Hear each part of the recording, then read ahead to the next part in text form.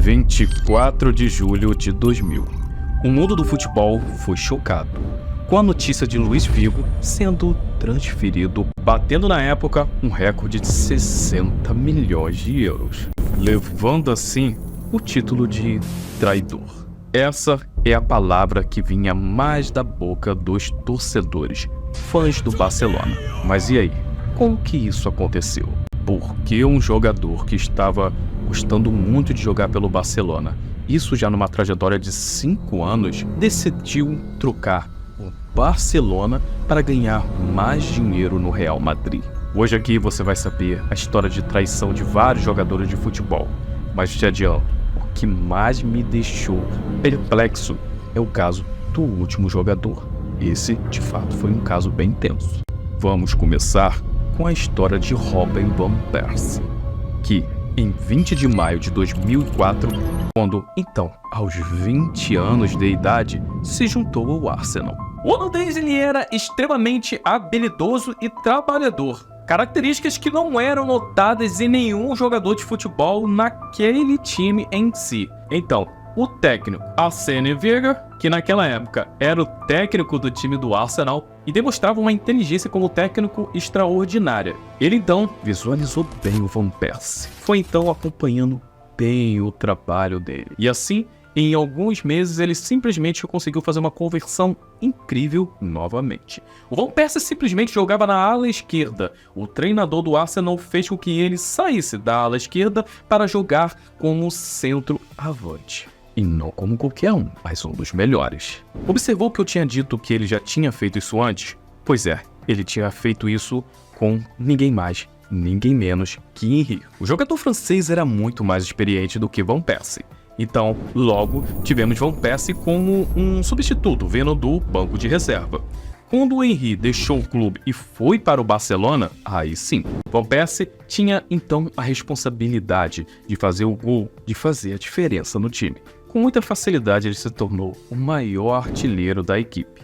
Logo, no início da temporada 2011 e 2012, ele se tornou o capitão do time. Van Persie era amado pelos fãs, fazendo gols, assistência e muito mais a cada jogo. Na sua 8ª e final temporada pelo Arsenal, ele fez 30 gols, se tornando o top artilheiro da liga. E o 8º maior artilheiro do clube, com 132 gols. Só que a gente sabe que, independente do país, nem tudo é flores. Por mais que ele tivesse uma glória lá em Londres, chegou um momento que ele não estava satisfeito pelo clube. O resultado do time do Arsenal não agradava tanto Van Persie. Logo, em 4 de julho de 2012, Van Persie anunciou que não iria continuar no time do Arsenal, que iria se transferir para outro clube. Outro clube? Bem, tudo bem, né? Bem natural. Mas esse outro clube foi um rival direto. Nesse caso, era o time do Manchester United. Isso, na época, fez com que Van Persie fosse totalmente odiado. Não só pela instituição Arsenal, como também os fãs torcedores do clube. Sim, eu sei. Isso acontece o tempo todo no Brasil, né? Mas imagina, você tá num mês num clube e no outro mês você tá no seu rival direto e ainda por cima beijando o escudo, falando que você nunca esteve num clube como aquele, que você sonhava em estar num clube grande como aquele. Bem, foi o que o Van Persie fez assim que chegou no Manchester United em todas as suas entrevistas. Deixando assim, de fato, um sentimento de traição em relação ao time do Arsenal. Agora veja Luís Figo como o traidor. Imagina você ver uma coisa que no Brasil pode ser totalmente natural, porém na Europa não é. O jogador está sendo, alvejado por várias coisas da torcida. Pois é, hoje em dia se tornou até um pouco mais natural isso daí, mas antigamente, na época do Figo, não era. E ele simplesmente, quando viram que ele iria sair do Barcelona para o Real, foi isso que ele recebeu da torcida. Tudo que você podia imaginar sendo jogado nele. Em 5 anos que o Figo ficou no Barcelona, ele ganhou 2 títulos da La Liga, uma Copa do Rei e uma taça dos vencedores da UEFA Champions League. Também recebeu ali premiações extraordinárias. No entanto, quando o Figo resolveu se mudar do Barcelona para o Real Madrid por 60 milhões de euros, vários fatores contribuíram para a saída do Figo do Barcelona. Em primeiro lugar, o Barcelona estava passando por um período de turbulência.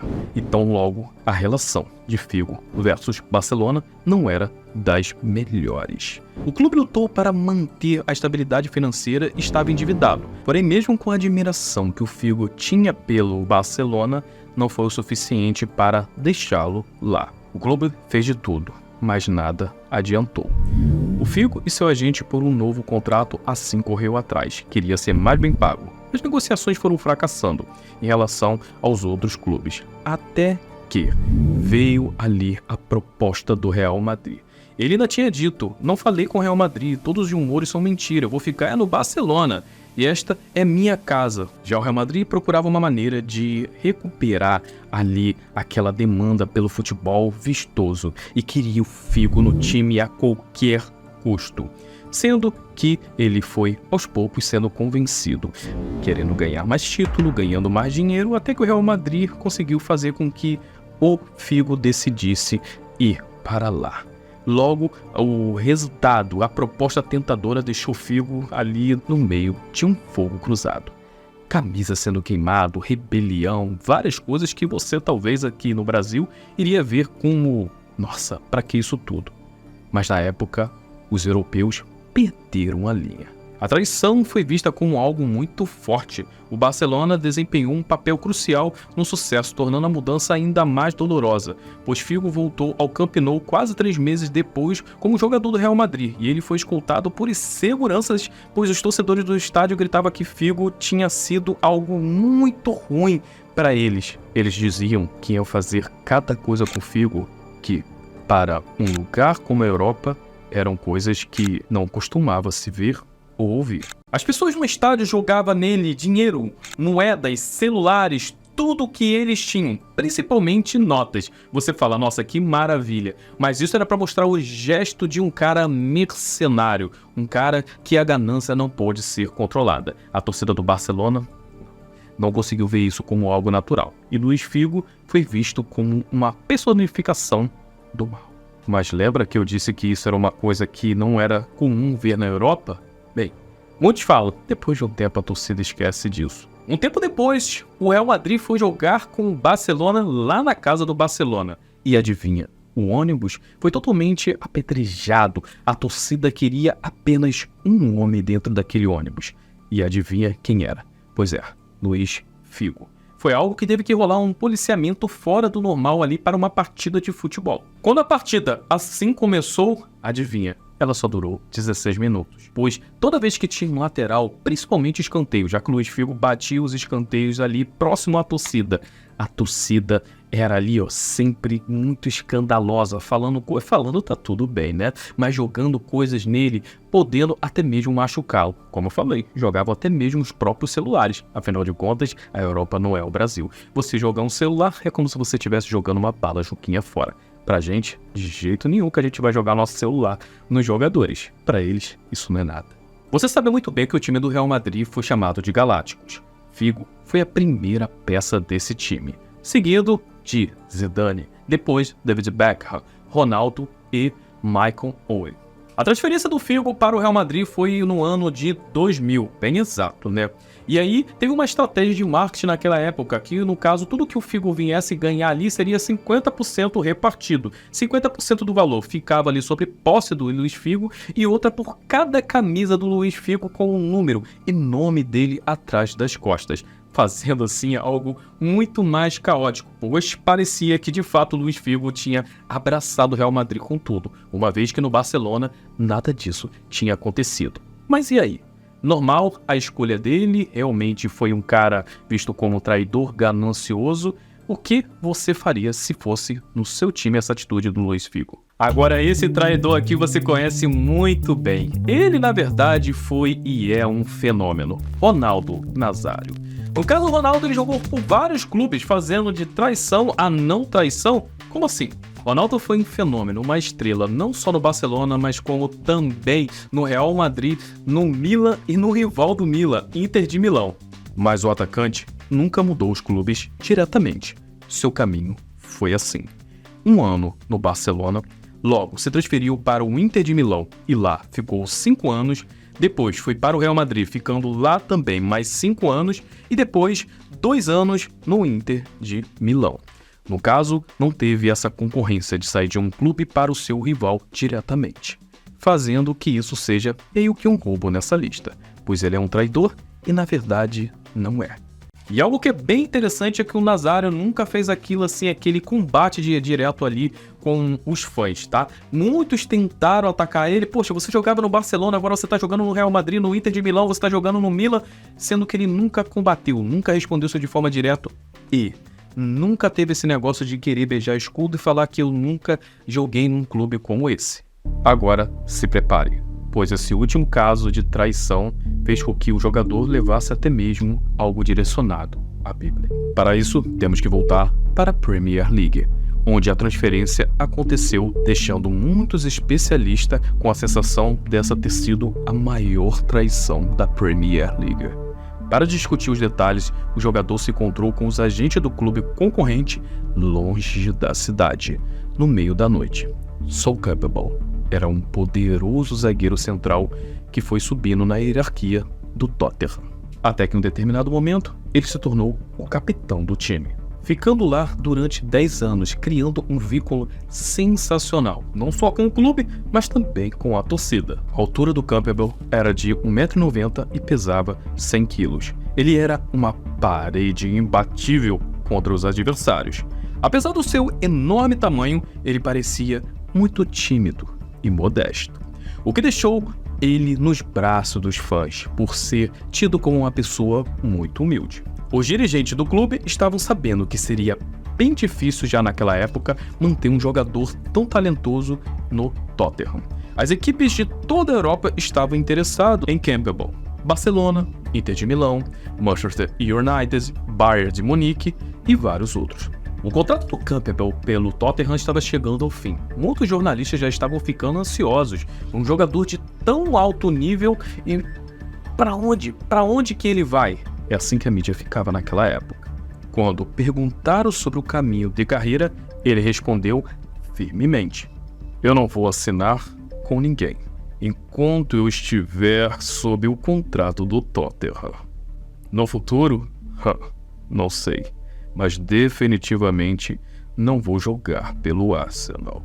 Já os dirigentes do clube do Tottenham tinham apenas um pensamento: caso Campbell fosse sair, pelo menos que desse para o clube lucrar alguma coisa. Eles não queriam ser pegos de calça riada, de surpresa, sem levar nada. Era tudo que eles pediam para o Campbell naquela época. Os jornalistas perguntavam e perguntavam: o que você acha da situação, Campbell? Você vai ficar em Tottenham? E ele respondia: eu vou ficar. Daqui eu não saio. Esse tipo de fala fazia com que os fãs, os torcedores, ficassem mais aliviados, porque já esperavam uma possível saída dele. E assim, o cara dizendo que iria ficar, tá tudo numa boa, né? Infelizmente, o time começou a perder, tornando ali o Campbell bem frustrado com a situação do clube, com a performance pobre da equipe. Como resultado, ele decidiu por não renovar seu contrato com o Tottenham. Em busca de oportunidades de desenvolvimento, o jogador começou a considerar ofertas de muitos clubes. O mundo do futebol foi convencido de que o jogador iria se movimentar para outro clube, provavelmente no exterior. Curiosamente, o negociador mais efetivo tornou-se ninguém mais do que Arsene Wenger, que lá no início desse vídeo você ficou conhecendo como naquela época o técnico do Arsenal. Apesar de inicialmente ter rejeitado a oferta do Arsenal por causa da rivalidade eterna entre os dois clubes, Campbell começou a considerar se juntar com eles para negociar com o time rival. Foi ofertado várias coisas para o Campbell. Por exemplo, o técnico do Arsenal via ele como um dos principais jogadores do Arsenal para algo muito grande que poderia ser criado naquela época. Para evitar atrair jornalistas, o jogador planejou uma série de reuniões oficiais com o clube longe da cidade e na madrugada. Portanto, eles concordaram os termos do contrato baseados na transferência gratuita. E aí, como você acha que o Tottenham ficou sabendo disso? Eu já te adianto. Furiosos. Não só a instituição, mas muito mais a torcida. Porque eles não só perderam um dos melhores jogadores, mas o clube não recebeu nem um centavo pela transferência dele. Quando o Arsenal convocou uma coletiva da imprensa, tudo se tornou bem claro. Os fãs do Tottenham estavam furiosos, queimando literalmente a camisa do Campbell. Em 17 de novembro de 2001, o jogador foi recebido pela primeira vez lá, pela torcida do Tottenham. Lembra que eu falei que esse caso foi bem tenso? Pois é, foi levado até assunto da Bíblia. Vários noticiários, várias entrevistas, levando ali a comparação de Campbell igual a Judas. Eles levaram vários papéis, distribuíram-os ao redor ali do estádio e, depois de um determinado momento, todos levantaram aquele papel escrito a palavra Judas. Até quando Campbell ia jantar sozinho ou com amigos e famílias pela cidade, as pessoas viam ele na rua e gritavam: Judas! Judas! Campbell, seu Judas! Esse clássico foi tenso do início ao fim, e o empate foi o que ficou na lembrança de ambos os torcedores. Só o Campbell nunca recebeu o perdão dos torcedores do Tottenham, mas ele provavelmente deve olhar para os seus medalhões e, com certeza, não deve se arrepender da decisão tomada.